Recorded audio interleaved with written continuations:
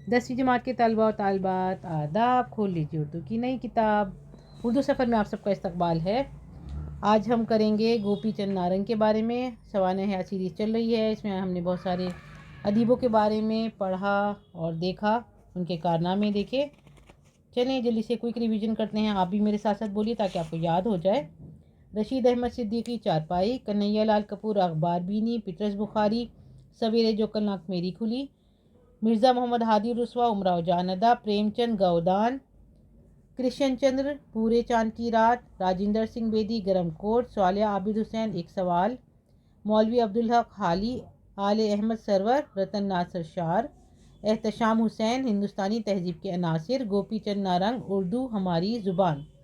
तो इन सब में से अब आज हम गोपी चंद नारंग करेंगे, तो इसके बाद बस लास्ट रह जाएगा स्वालिया आबिद हुसैन।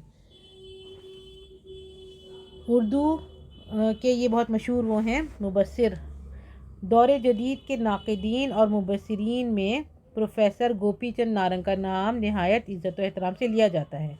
नाक़िद होते हैं जो मतलब तनकीद करते हैं, और मुबस्सिर जो तबसरा करते हैं, मतलब किसी बात पर डिस्कस करते हैं। गोपी चंद नारंग 11 फरवरी 1931 को दुक्की बलूचिस्तान, जो पाकिस्तान का एक सूबा है, में पैदा हुए, जहाँ इनके वालिद धर्मचंद नारंग सरकारी मुलाजिम थे। हाई स्कूल की तालीम मुकम्मल करने के बाद दिल्ली आ गए। यहाँ 1954 में यानी 1954 में दिल्ली कॉलेज से उर्दू में एमए किया और इम्तियाजी मुकाम हासिल किया। 1957 यानी 1958 में दिल्ली यूनिवर्सिटी से पीएचडी की डिग्री हासिल करने के बाद सेंट स्टीफन्स कॉलेज में लेक्चरर मुकर्रर हुए। आपकी किताब में लिखा हुआ है कि इन्होंने जो है ना, देखिए कौन कौन सी ज़बानें पढ़ी। पहले तो इन्होंने किया था उर्दू में एमए किया था उन्होंने दिल्ली कॉलेज से। उसके बाद फ़ारसी में भी ऑनर्स किया और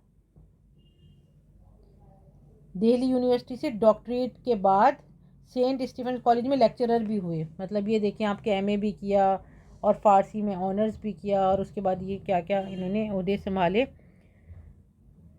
इसके बाद शोबा उर्दू दिल्ली में यानी यूनिवर्सिटी में लेक्चरर मुकर्रर हुए। 1961 में रीडर के ओहदे पर फाइज हुए। कुछ वक्त तक बैरून मुल्क की कई यूनिवर्सिटियों में विजिटिंग प्रोफेसर है, यानी बाहर की यूनिवर्सिटियाँ जो मुल्क से बाहर होती हैं। वो 1974 में जामिया मिलिया इस्लामिया में शोबा उर्दू के सदर मुकर्रर किए गए, यानी जो उर्दू का डिपार्टमेंट था उसमें उनको सदर बनाया गया, जहां उन्होंने अपनी सलाहियतों से शोबा उर्दू को खूब तरक्की दी और इकबाल जैसे अजीम शोरा पर आलमी सेमिनार मुनक्किद करके जामिया मिलिया इस्लामिया का नाम पूरी दुनिया में बुलंद किया।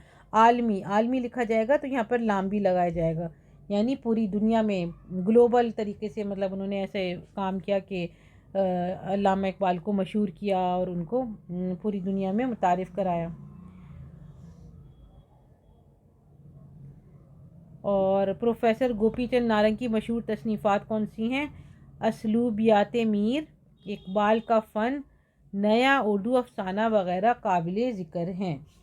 अगर हम आपकी किताब में देखते हैं तो यहाँ पे एक बहुत इम्पॉर्टेंट पॉइंट्स लिखे हुए हैं जो आप याद कर सकते हैं या लिख सकते हैं। इससे आपकी तहरीर में और ज़्यादा मतलब वैल्यू हो जाएगी कि उनको क्या क्या मिला अवार्ड। इन्हें उत्तर प्रदेश सरकार की तरफ से गालिब प्राइज़ और 1979 यानी 1979 में national council of educational research and training का कौमी अवार्ड दिया गया, नेशनल अवार्ड दिया गया। और 1985 यानी 1985 में हिंदू उर्दू साहित्य अकेडमी का आला अवार्ड सदर जमहूरिया ने अता फरमाया।